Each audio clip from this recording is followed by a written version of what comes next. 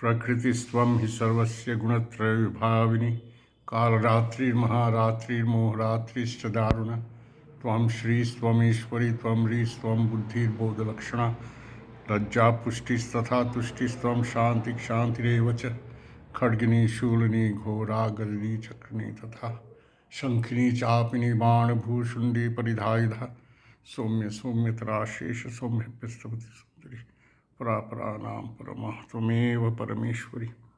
ओम नमः शिवाय, ओम नमः शिवाय, ओम नमः शिवाय। আমরা প্রকৃতির মধ্যে রয়েছি, প্রকৃতির থেকেই সব নিতে হয়। বাঁচার জন্যে আমাদের চিন্তা প্রকৃতি ছাড়া, পঞ্চভূত এগুলো ছাড়া আমরা চিন্তা করতে পারি না। মানুষ যখন প্রথম ঈশ্বরের ধারণা করলো, তখন আকাশ থেকে বৃষ্টি পড়ছে, মাটিতে পড়ছে, ফসল হচ্ছে, তখন ধরলো যে আকাশ ওইটা পুরুষ আর মাটি ধরনী হলো প্রকৃতি। এইভাবে চিন্তা আরম্ভ হলো। মাতৃপূজা, আমাদের মা থেকে জন্ম হয়, তো সবারই মায়ের থেকে জন্ম, পিতার থেকে তো জন্ম হয় না। তাই মা তো আমাদের পেটে ধরেন সব জীবের, যেমন, আর ওই জন্যে আর মার স্নেহ আছে, মা পালন করেন। এগুলো দেখে ঈশ্বরের একটা ধারণা হয়েছে যে ওই জন্য মাতৃপূজা, অনেক আদিকাল থেকে মাতৃপূজা।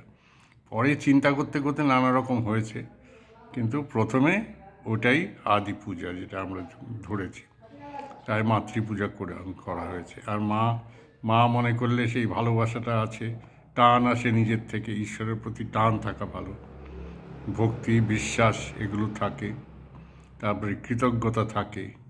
এগুলো না থাকলে তো হয় না, সবগুলোর সাথে এক একটার সাথে এক একটা কানেকশান আছে, এগুলো না থাকলে হবে না। এই তিনটেই ঘুরিয়ে দিতে হবে ঈশ্বরের দিকে। যাকেই তুমি ঈশ্বর মনে করো তাকেই এইভাবে করতে হবে। ওই জন্যে শ্রী শ্রী মা বলছেন, সতেরো মা অসতের মা, তিনি সবার মা, তার কোনো অসৎ সৎ নেই। এক মায়ের যদি সন্তান হয় নানা রকম, সেই সবাইকে সমানভাবেই ভালোবাসে, সে কাউকে চায় না যে কেউ দূরে চলে যাক।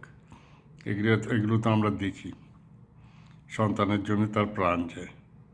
এইভাবে ঈশ্বরেরও আমাদের জন্যে একই অবস্থা, আমাদেরও সেই টানটা করা দরকার, থাকা দরকার। এই হলো মাতৃপূজা। তাই মা মনে করলে, ঈশ্বরকে মা মনে করলে, ব্রহ্ম আর শক্তি অভেদ। ঠাকুর বলছেন যে কালী তিনি ব্রহ্ম আর কালী অভেদ। হ্যাঁ, যে একই চৈতন্য যখন কিছু করে তখন আমরা তাকে কালী বলি। যখন কিছু সৃষ্টির স্মৃতি লয় হচ্ছে না, তখন সেটাকে আমরা কালী বলি। চৈতন্যতে কিছু করে না, সে শুধু থাকে, দ্রষ্টার মতো রয়েছে, কিন্তু তার জন্যেই সব রয়েছে। তার চৈতন্য না থাকলে আর কিছু হয় না। আর দুটো ওতপ্রোতভাবে আর কি মিলেমিশে রয়েছে। যেমন দুধ আর তার সাদা রং, আগুন আর তার পোড়াবার শক্তি, যে দহন শক্তি ঠাকুর বলছেন, এগুলো এইভাবে আলাদা করা যায় না। ব্রহ্ম আর শক্তি অভেদ। একটাকে চিন্তা করলে অন্যটাকে চিন্তা করতে, সাদা ভাবলে দুধ ভাবতে, দুধ ভাবলে সাদা, এরকম আর কি, যে চিন্তা করতে সুবিধা। একটা সূত্র ধরে যে যাওয়া আর কি, এক জায়গায় পৌঁছানো। সেই এখন তুমি যা চিন্তা করবে, এগুলো ইয়েতে আছে, শাস্ত্রে আছে, যে যা চিন্তা করবে তুমি তার মতো হবে। তুমি যদি ভালো লোকের, কোনো মহাপুরুষদের আমরা চিন্তা করি, তাদের জীবনী কেন পড়ি?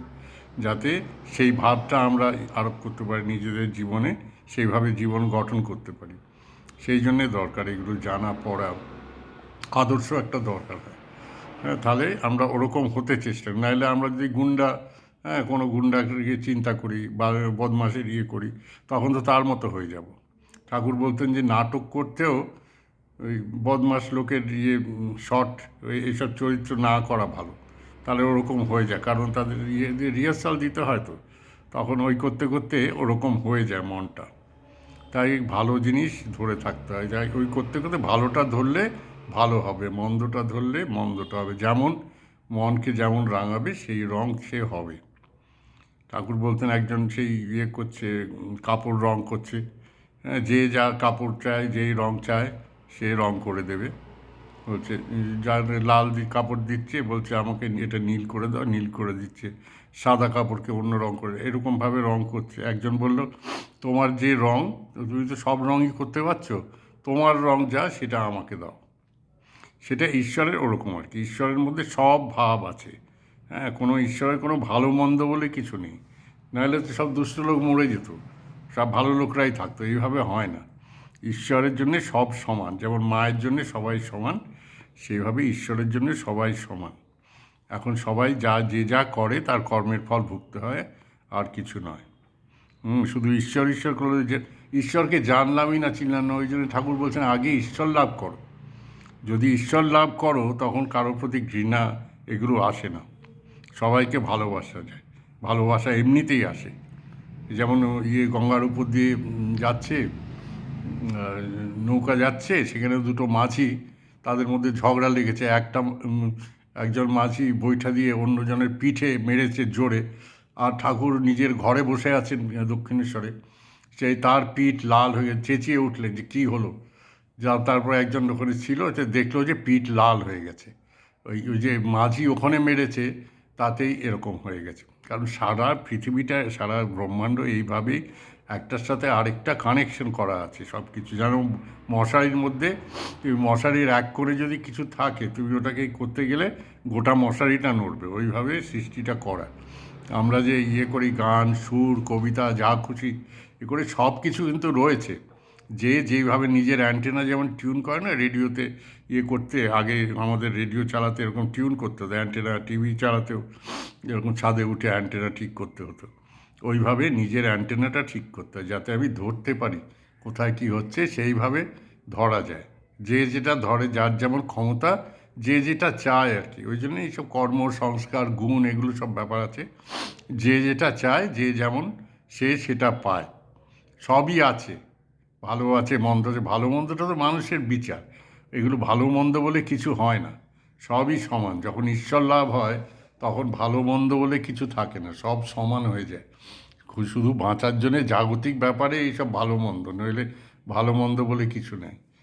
আর এই মাতৃপুজো হলো সেই ভালোবাসার জন্যে, যাতে বুঝতে পারি যে আমাদের কত যত্নে মানুষ করছে, কত ভালোবাসেন আমাকে। এই সব চিন্তা করেই মাতৃপূজা।